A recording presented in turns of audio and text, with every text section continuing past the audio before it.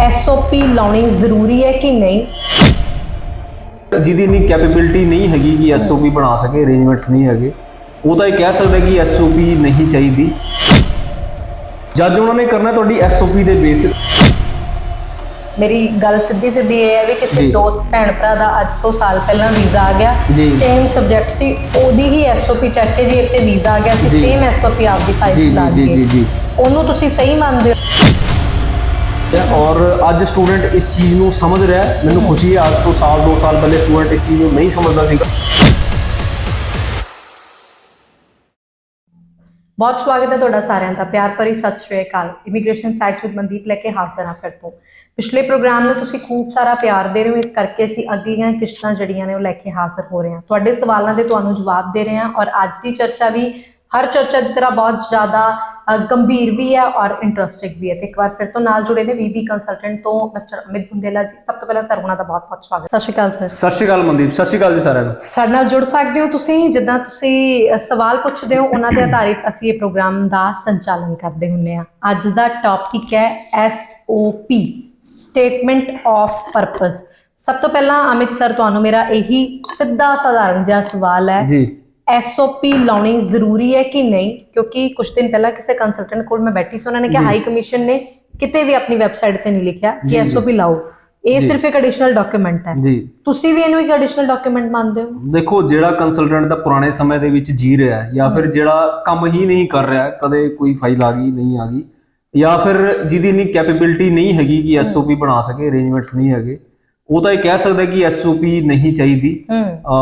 ਪਤਾ ਨਹੀਂ ਹੁਣ ਕੈਸੇ ਕੰਸਲਟੈਂਟ ਹੈ ਜਿਹੜੇ ਇਹ ਗੱਲ ਕਰ ਰਹੇ ਹਨ, ਬਟ ਅੱਜ ਦੇ ਡੇਟ ਦੇ ਵਿੱਚ ਐਡੀਸ਼ਨਲ ਡਾਕੂਮੈਂਟ ਹੋਏ ਚਾਹੇ ਕੰਪਲਸਰੀ ਹੋਏ ਚਾਹੇ ਜੋ ਵੀ ਹੋਏ, ਐਸਓਪੀ ਜ਼ਰੂਰੀ ਹੈ। ਓਕੇ, ਅਸੀਂ ਇਸ ਗੱਲ ਨੂੰ ਪੱਲੇ ਬੰਨ ਲਈਏ, ਚਾਹੇ ਬੱਚੇ ਤਾਂ 7 ਬੈਂਡ ਹੈ ਭਾਵੇਂ 8 ਬੈਂਡ ਹੈ। ਇਹ ਨਹੀਂ ਕਹਿੰਦਾ ਕਿ ਮੈਂ ਵੀਜ਼ਾ ਐਸਓਪੀ ਤੋਂ ਬਗੈਰ ਨਹੀਂ ਆ ਸਕਦਾ, ਬਟ ਅਸੀਂ ਬਹੁਤ ਸਾਰੇ ਕੇਸਿਸ ਸਾਡੇ ਕੋਲ ਜਿਸ ਤਰ੍ਹਾਂ ਰਿਫਿਊਜ਼ ਵੀ ਹੋ ਕੇ ਆਉਂਦੇ ਨੇ, ਐਸਓਪੀ ਦੇ ਬੇਸ ਤੇ ਪਾਰਟਿਕੂਲਰਲੀ ਅਸੀਂ ਵੀਜ਼ਾਜ਼ ਲਿੱਤੇ ਨੇ, ਯਾਨੀ ਕਿ ਸਿਰਫ ਐਸਓਪੀ ਦੇ ਵਿੱਚ ਚੇਂਜਸ ਕੀਤੀਆਂ ਔਰ ਸਾਨੂੰ ਵੀਜ਼ਾ ਆਇਆ। ਪਿਛਲੇ ਸ਼ੋਅ ਦੇ ਦਰਮਿਆਨ ਵੀ ਮੈਂ ਤੁਹਾਨੂੰ ਦੱਸਿਆ ਸੀਗਾ, ਇੱਕ ਸਟੂਡੈਂਟ ਦਾ ਜਿਹੜਾ ਹੈਗਾ ਲੋ ਅਕੈਡਮਿਕ ਸੀਗਾ, ਉਹਨੂੰ ਐਸਓਪੀ ਦੇ ਵਿੱਚ ਜਸਟੀਫਾਈ ਕਰਕੇ ਵਿਦਆਊਟ ਐਨੀ ਪ੍ਰੂਫ ਵੀਜ਼ਾ ਲਿੱਤਾ। ਐਸਓਪੀ ਦੇਖੋ ਤੁਹਾਡੇ ਕੋਲ ਇੱਕ ਮਾਧਿਅਮ ਹੈਗਾ, ਜਿਸ ਤਰ੍ਹਾਂ ਆਪਾਂ ਯੂਐਸਏ ਦੇ ਵਿੱਚ ਦੇਖਦੇ ਹਾਂ ਕਿ ਸਾਡੀ ਇੰਟਰਵਿਊ ਹੁੰਦੀ ਹੈ, ਉੱਥੇ ਜਾ ਕੇ ਅਸੀਂ ਪਾਰਟਿਕੂਲਰਲੀ ਪ੍ਰੈਜ਼ੈਂਟ ਹੋ ਸਕਦੇ ਹਾਂ। ਕੈਨੇਡਾ ਵੀ ਹੈ, ਸਿਸਟਮ ਇਹਨਾਂ ਦਾ ਸਾਰਾ ਯੂਐਸਏ ਵਰਗਾ ਹੀ ਹੈ, ਬਟ ਫਰਕ ਕਿੱਥੇ ਆ ਜਾਂਦਾ? ਫਰਕ ਇੱਥੇ ਆ ਜਾਂਦਾ ਮੈਂਟੈਲਿਟੀ ਉਹੀ ਹੈ। ਜੱਜ ਉਹਨਾਂ ਨੇ ਕਰਨਾ ਤੁਹਾਡੀ ਐਸਓਪੀ ਦੇ ਬੇਸ ਤੇ, ਤੁਸੀਂ ਕੁਝ ਲਿਖ ਕੇ ਦਿੱਤਾ ਹੈ, ਵਿਜ਼ਿਟ ਤਾਂ ਉਹਨਾਂ ਨੇ ਦੇਖਣਾ ਹੀ ਹੈ, ਉਹਨਾਂ ਨੇ ਦੇਖਣਾ ਚਾਹੇ ਉਹ ਵਿਜ਼ਟਰ ਵੀਜ਼ਾ ਹੋਏ ਚਾਹੇ ਸਟੱਡੀ ਵੀਜ਼ਾ ਚਾਹੇ ਕੁਝ ਵੀ ਹੋਏ, ਉਹਨਾਂ ਨੇ ਇੰਟੈਂਸ਼ਨ ਤਾਂ ਤੁਹਾਡੀ ਆਖਿਰਕਾਰ ਜਾਂਚਣੀ ਹੈ ਕਿ ਇੰਟੈਂਸ਼ਨ ਬੱਚੇ ਦੀ ਸਹੀ ਵੀ ਹੈ ਕਿ ਨਹੀਂ। ਠੀਕ ਹੈ। ਅੱਛਾ, ਐਸਓਪੀ ਨੂੰ ਤੁਸੀਂ ਕਹਿੰਦੇ ਹੋ ਵੀ ਇਹ ਰੀੜ ਦੀ ਹੱਡੀ ਹੈ ਜੀ, ਬਿਲਕੁਲ ਜ਼ਰੂਰੀ ਹੈ, ਚਾਹੀਦੀ ਹੈ।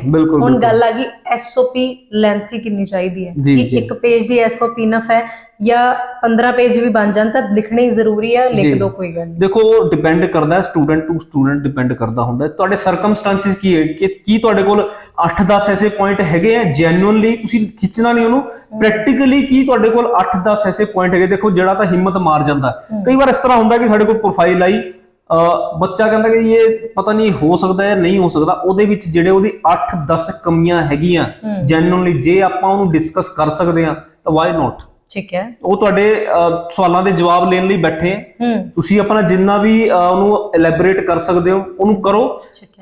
ਕੋਸ਼ਿਸ਼ ਕਰੋ ਕਿ ਪੁਆਇੰਟ ਘੱਟੋ ਘੱਟ ਹੀ ਹੋਣ।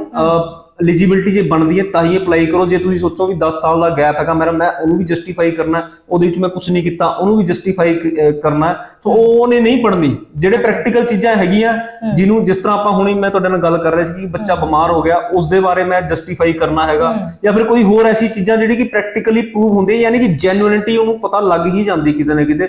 ਸੋ ਉਹ ਚੀਜ਼ਾਂ ਤੁਸੀਂ ਅਗਰ ਲੈਂਥੀ ਬਣਦੀ ਉਹਦੇ ਨਾਲ ਤਾਂ ਤੁਸੀਂ ਲੈਂਥੀ ਵੀ ਬਣਾ ਸਕਦੇ ਹੋ, ਕੋਈ ਪ੍ਰੋਬਲਮ ਨਹੀਂ, ਲੈਂਥੀ ਵੀ ਬਣਾ ਦਿਓ ਜੀ। ਖਾਸ ਗੱਲਾਂ ਕਿਹੜੀਆਂ ਨੇ ਜਿਹੜੀਆਂ ਅਸੀਂ ਐਸਓਪੀ ਦੇ ਦੌਰਾਨ ਇਗਨੋਰ ਨਹੀਂ ਕਰ ਸਕਦੇ? ਅਸੀਂ ਇਗਨੋਰ ਕਰਾਂਗੇ ਤਾਂ ਰਿਜੈਕਸ਼ਨ ਤਾਂ ਵੱਟ ਤੇ ਪਈ ਹੈ। ਦੇਖੋ, ਕੁਝ ਤਾਂ ਚੀਜ਼ਾਂ ਜਿਹੜੀ ਐਸਓਪੀ ਦੇ ਵਿੱਚ ਅਸੀਂ ਕਹਿੰਦੇ ਕਿ ਉਹ ਪਾਰਟਿਕੂਲਰਲੀ ਇੱਕ ਕ੍ਰਾਈਟੇਰੀਆ ਹੀ ਬਣ ਗਿਆ ਕਿ ਉਹ ਤਾਂ ਆਪਾਂ ਦੇਣੀ ਹੈ। ਦੇਖੋ, ਰੋਜ਼ਾਨਾ ਦੇ ਇੰਨੇ ਸਾਰੇ ਕੇਸਿਸ ਲੱਗਦੇ ਨੇ, ਤਾਂ ਕਿਤੇ ਨਾ ਕਿਤੇ ਸਾਨੂੰ ਵੀਜ਼ਾ ਅਫਸਰ ਦੀ ਮੈਂਟੈਲਿਟੀ ਦਾ ਤਾਂ ਪਤਾ ਲੱਗ ਹੀ ਜਾਂਦਾ। ਸੋ ਜਿਹੜੀ ਚੀਜ਼ਾਂ ਫਿਕਸ ਹੈਗੀਆਂ ਨੇ, ਆਪਣਾ ਬੈਕਗਰਾਉਂਡ ਜਿਹੜਾ ਤੁਹਾਡਾ ਸਟੱਡੀ ਦਾ ਉਹ ਦੱਸਣਾ ਤੁਹਾਡੇ ਲਈ ਕਿਤੇ ਨਾ ਕਿਤੇ ਜ਼ਰੂਰੀ ਹੈਗਾ। ਚਾਹੇ ਉਸ ਦਾ ਤੁਹਾਡੇ ਸਰਟੀਫਿਕੇਟਸ ਦੇ ਵਿੱਚ ਸ਼ੋ ਹੋ ਰਿਹਾ, ਬਟ ਤੁਸੀਂ ਦੱਸੋਗੇ ਤਾਂ ਸਹੀ ਨਾ ਉਹ ਕਿ ਮੇਰਾ ਇੰਟੈਂਸ਼ਨ ਕੀ ਹੈਗਾ, ਉੱਥੇ ਜਾ ਕੇ ਪੜ੍ਹਨ ਦਾ ਇੰਟੈਂਸ਼ਨ ਕੀ ਹੈਗਾ। ਅਗਰ ਇੰਡੀਆ ਦੇ ਵਿੱਚ ਮੈਂ ਪੜ੍ਹਾਈ ਉਹ ਵਾਲੀ ਕਿਉਂ ਨਹੀਂ ਕਰ ਰਿਹਾ, ਜਦਕਿ ਇੱਥੇ ਥੋੜੀ ਸ਼ਾਇਦ ਸਸਤੀ ਵੀ ਹੈਗੀ ਹੈ ਉਹ ਸਟੱਡੀ, ਆ ਕੇ ਮੈਂ ਕੀ ਕਰਾਂਗਾ, ਮੇਰੇ ਫਿਊਚਰ ਦੇ ਗੋਲਸ ਕੀ ਹੈ, ਮੈਂ ਵਾਪਸ ਆਣਾ ਹੈ ਜਾਂ ਨਹੀਂ ਆਣਾ। ਸੋ ਇਹ ਸਾਰੀ ਚੀਜ਼ਾਂ ਤਾਂ ਫਿਕਸ ਹੈਗੀਆਂ, ਇਹਦੇ ਬਾਰੇ ਤਾਂ ਤੁਹਾਨੂੰ ਦੱਸਣਾ ਹੀ ਬਹੁਤ ਜ਼ਿਆਦਾ ਜ਼ਰੂਰੀ ਹੈਗਾ। ਐਸਓਪੀ ਸਟੂਡੈਂਟ ਦੀ ਤੁਸੀਂ ਲਿਖਦੇ ਹੋ ਕਿ ਸਟੂਡੈਂਟ ਤੋਂ ਲਿਖਾਉਂਦੇ ਹੋ? ਦੇਖੋ ਸਾਡੀ ਤਾਂ ਕੋਸ਼ਿਸ਼ ਇਹੀ ਹੁੰਦੀ ਹੈ ਸਟੂਡੈਂਟ ਦੇ ਨਾਲ ਡਿਸਕਸ਼ਨ ਕਰਕੇ, ਭਾਵੇਂ ਐਂਡ ਦੇ ਵਿੱਚ ਲਿਖੀਏ ਅਸੀਂ, ਕਿਉਂਕਿ ਕਈ ਵਾਰ ਸਟੂਡੈਂਟ ਕਿਉਂਕਿ ਇਹਨਾਂ ਚੀਜ਼ਾਂ ਲਈ ਵੈਲ ਵਰਸ ਨਹੀਂ ਹੁੰਦਾ ਆਪਣਾ ਅਕੈਡਮਿਕ ਕੀਤਾ, ਲੇਕਿਨ ਹਾਂ ਵਿਚਾਰ ਉਹਦੇ ਅਸੀਂ ਜ਼ਰੂਰ ਲੈਂਦੇ ਹਾਂ। ਔਰ ਦੂਸਰੀ ਵੱਡੀ ਗੱਲ ਜਿਹੜੀ ਸਾਡੀ ਜ਼ਿੰਮੇਵਾਰੀ ਬਣਦੀ ਹੈ, ਸਾਡੀ ਕੋਸ਼ਿਸ਼ ਇਹ ਹੁੰਦੀ ਹੈ ਕਿ ਸਟੂਡੈਂਟ ਨੂੰ ਕਿਉਂਕਿ ਦੇਖੋ ਕਈ ਵਾਰ ਸਟੂਡੈਂਟ ਐਸਾ ਕੋਰਸ ਚੂਜ਼ ਕਰ ਲੈਂਦਾ ਜਿਸ ਤੇ ਸਾਨੂੰ ਪਤਾ ਕਿ ਕੋਈ ਸਾਡਾ ਐਕਸਪੀਰੀਅੰਸ ਹੈਗਾ, ਵਾਸਟ ਐਕਸਪੀਰੀਅੰਸ ਹੈਗਾ ਕਿ ਇਸ ਤੇ ਵੀਜ਼ਾ ਨਹੀਂ ਆਣਾ, ਤਾਂ ਫਿਰ ਸਾਡੇ ਹਿਸਾਬ ਦੇ ਨਾਲ ਜਦੋਂ ਆਪਣਾ ਕੋਰਸ ਚੂਜ਼ ਕਰ ਰਿਹਾ ਤਾਂ ਸਾਡੀ ਕਿਤੇ ਨਾ ਕਿਤੇ ਉਹ ਵੀ ਜ਼ਿੰਮੇਵਾਰੀ ਬਣਦੀ ਹੈ ਉਸ ਕੋਰਸ ਦੇ ਬਾਰੇ ਉਹਨੂੰ ਦੱਸਣਾ, ਦੱਸਿਆ ਹੈ ਤਾਂ ਇਹ ਵੀ ਦੱਸਣਾ ਕਿ ਅੱਗੇ ਜਾ ਕੇ ਇਹਦਾ ਕੀ ਫਿਊਚਰ ਹੋਏਗਾ। ਸੋ ਸਾਡੀ ਕਾਫੀ ਰਿਸਪੌਂਸਿਬਿਲਟੀ ਬਣ ਜਾਂਦੀ ਹੈ। ਉਸ ਕੇਸ ਦੇ ਵਿੱਚ ਅਸੀਂ ਵੀ ਸਟੂਡੈਂਟ ਦੇ ਨਾਲ ਮਿਲ ਕੇ ਉਹਨੂੰ ਐਸਓਪੀ ਉਹਦਾ ਜਿਹੜੇ ਪ੍ਰਿਪੇਅਰ ਕਰਵਾਉਂਦੇ। ਨਾਰਥ ਇੰਡੀਆ ਦੇ ਬਹੁਤ ਸਾਰੇ ਸਟੂਡੈਂਟ ਐਸੇ ਨੇ ਜੋ ਕਾਪੀ ਪੇਸਟ ਮਹਿਕਮਾ ਦੇ ਅੰਦਰ ਆਉਂਦੇ ਆ। ਜੀ ਮੇਰੀ ਗੱਲ ਸਿੱਧੀ ਇਹ ਹੈ ਵੀ ਕਿਸੇ ਦੋਸਤ ਭੈਣ ਭਰਾ ਦਾ ਅੱਜ ਤੋਂ ਸਾਲ ਪਹਿਲਾਂ ਵੀਜ਼ਾ ਆ ਗਿਆ, ਸੇਮ ਸਬਜੈਕਟ ਸੀ, ਉਹਦੀ ਹੀ ਐਸਓਪੀ ਚੱਕ ਕੇ ਜੀ ਇੱਥੇ ਵੀਜ਼ਾ ਆ ਗਿਆ ਸੀ, ਸੇਮ ਐਸਓਪੀ ਆਪਦੀ ਫਾਈਲ ਚ ਲਾ ਦਈਏ, ਉਹਨੂੰ ਤੁਸੀਂ ਸਹੀ ਮੰਨਦੇ ਹੋ? ਕਿਉਂਕਿ ਆਲਰੇਡੀ ਉਸ ਐਸਓਪੀ ਤੇ ਵੀਜ਼ਾ ਆਇਆ ਹੋਇਆ ਵਾ, ਉਹ ਵੀ ਆਪਣੀ ਜਗ੍ਹਾ ਤੇ ਕਿਤੇ ਨਾ ਕਿਤੇ ਗਲਤ ਨਹੀਂ ਆ। ਜੀ ਪਰ ਕੀ ਇਹ ਠੀਕ ਰਸਤਾ ਹੈ? ਦੇਖੋ ਮੈਂ ਸਹੀ ਤਾਂ ਉਸ ਚੀਜ਼ ਨੂੰ ਨਹੀਂ ਮੰਨਦਾ, ਕਿਉਂਕਿ ਹਰ ਸਟੂਡੈਂਟ ਦੀ ਆਪਣੀ ਪ੍ਰੋਫਾਈਲ ਹੈ ਔਰ ਆਪਣੀ ਪ੍ਰੋਫਾਈਲ ਦੇ ਹਿਸਾਬ ਨਾਲ ਹੀ ਉਹਨੇ ਐਸਓਪੀ ਲਿਖਣੀ ਹੈਗੀ ਹੈ। ਬਟ ਤੁਸੀਂ ਕਾਪੀ ਪੇਸਟ ਕਰਕੇ ਚਾਂਸ ਲੈਣਾ ਚਾਹੁੰਦੇ ਹੋ, ਸ਼ਾਰਟਕਟ ਅਪਣਾਉਣਾ ਚਾਹੁੰਦੇ ਹੋ, ਰਿਸਕ ਲੈਣਾ ਚਾਹੁੰਦੇ ਹੋ ਇੰਨੇ ਅੱਛੇ ਬੈਂਡ ਆਉਣ ਤੋਂ ਬਾਅਦ ਵੀ, ਤਾਂ ਉਹ ਤੁਹਾਡੀ ਆਪਣੀ ਪਰਸਨਲ ਚੁਆਇਸ ਹੈ। ਅਦਰਵਾਈਜ਼ ਹਰ ਸਟੂਡੈਂਟ ਦਾ ਪ੍ਰੋਫਾਈਲ ਡਿਫਰੈਂਟ ਹੁੰਦਾ। ਚਲੋ ਪ੍ਰੋਫਾਈਲ ਮੈਂ ਇੱਕ ਮਿੰਟ ਲਈ ਮੰਨ ਲਿਆ ਕਿ ਉਹਦੇ 10ਵੀਂ ਚ ਵੀ ਸੇਮ ਨੰਬਰ ਸੀਗੇ, 12ਵੀਂ ਚ ਵੀ ਸੇਮ ਸੀਗੇ, ਤੁਹਾਡਾ ਆਇਲਟਸ ਦਾ ਬੈਂਡ ਵੀ ਸੇਮ ਸੀਗਾ, ਕੀ ਤੁਹਾਡੇ ਫਾਈਨੈਂਸ਼ੀਅਲ ਵੀ ਉਹੀ ਹੈ? ਕੀ ਤੁਹਾਡੇ ਘਰ ਵਾਲੇ ਵੀ ਉਹੀ ਕੰਮ ਕਰ ਰਹੇ ਨੇ? ਕੀ ਤੁਹਾਡੇ ਬ੍ਰਦਰ ਸਿਸਟਰ ਦਾ ਵੀ ਉਹੀ ਹੈ ਜੋ ਇਸ ਸਟੂਡੈਂਟ ਦਾ ਸੀਗਾ? ਸੋ ਕਿਤੇ ਨਾ ਕਿਤੇ ਡਿਫਰੈਂਸ ਤਾਂ ਆਣਾ ਹੀ ਆਣਾ। तो ਮੈਨੂੰ ਲੱਗਦਾ ਕਿ ਜਿਹੜੀ ਐਸਓਪੀ ਅਸੀਂ ਬਣਾਣੀ ਹੈ, ਅਸੀਂ ਆਪਣੇ ਹਾਲਾਤਾਂ ਨੂੰ ਲੈ ਕੇ ਬਣਾਣੀ ਹੈ। ਅਸੀਂ ਕੈਨੇਡਾ ਜਾ ਕੇ ਕੀ ਕਰਨਾ ਹੈ, ਆਪਣਾ ਜਿਹੜਾ ਕੋਰਸ ਚੂਜ਼ ਕੀਤਾ ਹੈਗਾ ਉਹਦੇ ਬੇਸ ਤੇ ਅਸੀਂ ਆਪਣੇ ਆਪ ਨੂੰ ਕਿੱਥੇ ਦੇਖਦੇ ਹਾਂ 2-3 ਸਾਲ ਤੋਂ ਬਾਅਦ, ਉਹ ਚੀਜ਼ ਜ਼ਿਆਦਾ ਜ਼ਰੂਰੀ ਹੈ। ਅੱਛਾ, ਜਿਵੇਂ ਤੁਸੀਂ ਕਹਿ ਰਹੇ ਹੋ ਕਿ ਤੁਸੀਂ ਬਹੁਤ ਸਾਰੇ ਸਟੂਡੈਂਟ ਨੂੰ ਆਪਣੇ ਸ਼ਬਦਾਂ ਰਾਹੀਂ ਵੀ ਤੁਸੀਂ ਉਹਨਾਂ ਨੂੰ ਜਿਹੜਾ ਆ ਲਾਈਨ ਅਪ ਕਰਦੇ ਹੋ। ਜੀ ਕਦੇ ਇਦਾਂ ਦਾ ਫੇਸ ਕਰਨ ਨੂੰ ਮਿਲਿਆ ਕਿ 6.5 ਬੈਂਡ ਵਾਲਾ ਬੱਚਾ ਤੇ ਐਸਓਪੀ ਉਹਦੀ 8 ਬੈਂਡ ਦੇ ਬਰਾਬਰ ਦੀ ਬਣਾ ਦਿੱਤੀ ਗਈ ਤੇ ਉਸ ਬੱਚੇ ਦੀ ਰਿਜੈਕਸ਼ਨ ਆਈ ਹੋਵੇ, ਚਾਹੇ ਬੱਚਾ ਖੁਦ ਹੀ ਕਿਸੇ ਤੋਂ ਲਿਖਵਾ ਕੇ ਲੈ ਕੇ ਆਇਆ ਹੋਵੇ? ਜੀ ਦੇਖੋ, ਰਿਜੈਕਸ਼ਨ ਐਸਓਪੀ ਦੇ ਬੇਸ ਤੇ ਕੱਲੀ ਆਣਾ, ਜਿਸ ਤਰ੍ਹਾਂ ਤੁਸੀਂ ਕਹਿ ਰਹੇ ਹੋ ਕਿ 8 ਬੈਂਡ ਹੈਗੇ ਆ, ਉਹ ਚੀਜ਼ ਨਹੀਂ ਹੋ ਸਕਦੀ। ਹੋਰ ਬਹੁਤ ਸਾਰੀ ਕਮੀ, ਕਿਉਂਕਿ ਜਦੋਂ ਬੱਚੇ ਦਾ 8 ਬੈਂਡ ਆ ਜਾਂਦਾ ਥੋੜਾ ਜਿਹਾ ਕੰਪਲੀਸੈਂਟ ਤਾਂ ਉਹ ਹੋ ਹੀ ਜਾਂਦਾ ਹੈ, ਚਾਹੇ ਉਹ ਕੋਰਸ ਦੀ ਰੈਲੇਵੈਂਸੀ ਨੂੰ ਲੈ ਕੇ ਹੋ ਜੇ। ਐਸਓਪੀ ਦੀ ਅਸੀਂ ਗੱਲ ਕਰਦੇ ਤਾਂ ਅੱਜ ਫਾਈਨੈਂਸ਼ੀਅਲ ਵੀ ਬਹੁਤ ਜ਼ਿਆਦਾ ਜ਼ਰੂਰੀ ਹੈਗਾ।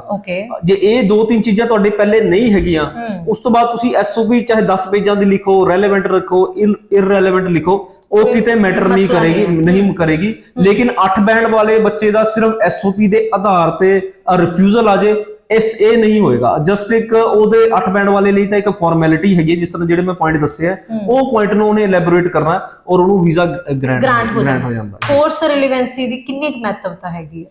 ਜੀ ਦੇਖੋ, 100% ਮਹੱਤਵਤਾ ਹੈਗੀ ਹੈ ਔਰ ਅੱਜ ਸਟੂਡੈਂਟ ਇਸ ਚੀਜ਼ ਨੂੰ ਸਮਝ ਰਿਹਾ ਹੈ। ਮੈਨੂੰ ਖੁਸ਼ੀ ਹੈ, ਅੱਜ ਤੋਂ 2 ਸਾਲ ਪਹਿਲੇ ਸਟੂਡੈਂਟ ਇਸ ਚੀਜ਼ ਨੂੰ ਨਹੀਂ ਸਮਝਦਾ ਸੀਗਾ, ਕਿਉਂਕਿ ਜਿਸ ਤਰ੍ਹਾਂ ਤੁਸੀਂ ਦੱਸਿਆ ਕਿ ਉਸ ਬੱਚੇ ਦਾ ਵੀਜ਼ਾ ਆਇਆ ਸੀ ਤਾਂ ਮੇਰਾ ਵੀ ਆਣਾ ਹੀ ਚਾਹੀਦਾ। ਬਟ ਜਦੋਂ ਐਡੇ ਸਾਰੇ ਆਪਾਂ ਦੇਖੇ ਰਿਫਿਊਜ਼ਲਸ ਆਏ ਪਿਛਲੇ ਇਨਟੇਕਸ ਦੇ ਵਿੱਚ, ਤਾਂ ਹੁਣ ਬੱਚਾ ਕਿਤੇ ਨਾ ਕਿਤੇ ਇਸ ਚੀਜ਼ ਨੂੰ ਲੈ ਕੇ ਮੈਚਿਓਰ ਹੋਇਆ। ਔਰ ਮੈਂ ਕਹੂੰਗਾ ਕਿ ਜਿਹੜੇ ਕੰਸਲਟੈਂਟ ਦਾ ਬਹੁਤ ਵਧੀਆ ਐਕਸਪੀਰੀਅੰਸ ਹੈਗਾ, ਜਿਹਦੇ ਹੱਥ ਤੋਂ ਦਿੱਲੀ ਦੀ ਫਾਈਲਸ ਇੰਨੀਆਂ ਜਾ ਰਹੀਆਂ, ਤਾਂ ਇਹ ਸਾਰੀ ਚੀਜ਼ਾਂ ਉਹਦੇ ਬਸ ਦੇ ਵਿੱਚ ਹੈ ਕਿ ਕਿਤੇ ਨਾ ਕਿਤੇ ਉਹ ਵੀਜ਼ਾ ਅਫਸਰ ਦੀ ਮੈਂਟੈਲਿਟੀ ਨੂੰ ਸਮਝ ਪਾ ਰਿਹਾ। ਕਿਉਂਕਿ ਦੇਖੋ, ਇੱਕੋ ਹੀ ਕੰਮ ਡੇਲੀ ਕਰਦੇ ਕਰਦੇ ਜਦੋਂ ਰਿਫਿਊਜ਼ਲ ਆਉਂਦੀ ਹੈ ਤਾਂ ਪਤਾ ਲੱਗਦਾ ਕਿ ਰਿਫਿਊਜ਼ਲ ਦਾ ਰੀਜ਼ਨ ਕੀ ਸੀਗਾ, ਉਸ ਤੇ ਵਰਕ ਕਰਨ ਦਾ। ਉਸਕੋ ਜਿਹੜਾ ਕੰਸਲਟੈਂਟ ਸਾਲ ਦੇ ਵਿੱਚ ਫਾਈਲਾਂ ਹੀ 4 ਲਗਾ ਰਿਹਾ, 5 ਲਗਾ ਰਿਹਾ, ਤਾਂ ਮੈਨੂੰ ਲੱਗਦਾ ਨਹੀਂ ਕਿ ਉਹਨੂੰ ਇੰਨਾ ਵੈਲ ਵਰਸ ਹੈਗਾ ਐਮਬੈਸੀ ਦੇ ਨਾਲ, ਜਿੰਨਾ ਕਿ ਰੈਗੂਲਰ ਅਸੀਂ ਕੰਮ ਕਰ ਰਹੇ ਹਾਂ। ਐਸਓਪੀ ਲਿਖਣੀ ਹੈ, ਕਿਹੜੀ ਐਸੀ ਗੱਲ ਹੈ ਜਿਹਨੂੰ ਸਾਡੀ ਆਡੀਅנס ਅੰਡਰਲਾਈਨ ਕਰ ਲੇ ਵੀ ਇਹ ਗਲਤੀ ਤਾਂ ਅਸੀਂ ਕਰਨੀ ਨਹੀਂ ਤਾਂ ਅਸੀਂ ਆਪਣੇ ਪੈਰਾਂ ਤੇ ਆਪ ਕੁਹਾੜੀ ਮਾਰ ਰਹੇ ਹਾਂ? ਦੇਖੋ, ਸਭ ਤੋਂ ਪਹਿਲੀ ਗੱਲ ਕਹਾਂਗਾ ਕਿ ਝੂਠ ਨਹੀਂ ਲਿਖਣਾ। ਕੋਈ ਵੀ ਪੁਆਇੰਟ ਤੁਹਾਡਾ ਝੂਠਾ ਨਹੀਂ ਹੋਣਾ। ਤੁਸੀਂ ਸੱਚ ਲਿਖੋ, ਚਾਹੇ ਉਹਦਾ ਪ੍ਰੂਫ ਤੁਹਾਡੇ ਕੋਲ ਨਹੀਂ ਹੈਗਾ ਤਾਂ ਵੀ ਲਿਖ ਦਿਓ, ਕਿਉਂਕਿ ਸੱਚਾਈ ਹਮੇਸ਼ਾ ਆਪਣੀ ਜਗ੍ਹਾ ਖੜੀ ਰਹਿੰਦੀ ਹੈ। ਜੇ ਸੋਚੇ ਕਿ ਝੂਠ ਦੀ ਇੱਕ ਅਸੀਂ ਦੀਵਾਰ ਬਣਾ ਕੇ ਵੀਜ਼ਾ ਅਫਸਰ ਨੂੰ ਕਿਸੇ ਭਰਮ ਦੇ ਵਿੱਚ ਲੈ ਲਾਂਗੇ ਤਾਂ ਉਹ ਚੀਜ਼ ਪੋਸੀਬਲ ਨਹੀਂ ਹੋਣ ਵਾਲੀ, ਉਹ ਤੁਹਾਡੇ ਅਗੇਂਸਟ ਹੀ ਜਾਏਗਾ। ਠੀਕ ਹੈ ਸਰ, ਬਹੁਤ ਬਹੁਤ ਸ਼ੁਕਰੀਆ ਨਾਲ ਜੁੜਨ ਲਈ।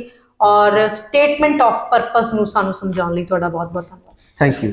ਸਾਡੇ ਨਾਲ ਤੁਸੀਂ ਜੁੜ ਸਕਦੇ ਹੋ। ਤੁਹਾਨੂੰ ਇਹ ਵੀਡੀਓ ਕਿਸ ਤਰੀਕੇ ਦੀ ਲੱਗੀ ਤੁਸੀਂ ਸਾਨੂੰ ਕਮੈਂਟ ਕਰਕੇ ਦੱਸ ਸਕਦੇ ਹੋ। ਇਹ ਵੀਡੀਓ ਤੁਹਾਡੇ ਜੇਕਰ ਕੰਮ ਦੀ ਹੈ ਤਾਂ ਇਹਨੂੰ ਸੇਵ ਕਰ ਲਿਓ। ਜੇ ਤੁਹਾਨੂੰ ਲੱਗਦਾ ਹੈ ਕਿਸੇ ਦੋਸਤ ਮਿੱਤਰ ਦੇ ਰਿਸ਼ਤੇਦਾਰ ਦੇ ਕੰਮ ਦੀ ਹੈ ਤਾਂ ਉਹਨਾਂ ਨੂੰ ਸ਼ੇਅਰ ਕਰਨਾ ਬਿਲਕੁਲ ਵੀ ਨਾ ਭੁੱਲਿਓ। ਤੁਹਾਡਾ ਕੋਈ ਸਵਾਲ ਹੈ ਕਮੈਂਟ ਕਰੋ ਜਾਂ ਫਿਰ ਸਕਰੀਨ ਦੇ ਹੇਠਾਂ ਨੰਬਰਾਂ ਦੇ ਉੱਪਰ ਕਾਲ ਕਰਕੇ ਆਪਣੇ ਸਵਾਲ ਦੀ ਡਿਟੇਲ ਦੇ ਵਿੱਚ ਉੱਤਰ ਜਾਂ ਜਾਣਕਾਰੀ ਤੁਸੀਂ ਵੀ ਕੰਸਲਟੈਂਟ ਟੀਮ ਤੋਂ ਲੈ ਸਕਦੇ ਹੋ। ਹਾਜ਼ਰ ਹੋਵਾਂਗੇ ਜੀ। ਧਿਆਨ ਰੱਖੋ। ਸਤਿ ਸ਼੍ਰੀ ਅਕਾਲ।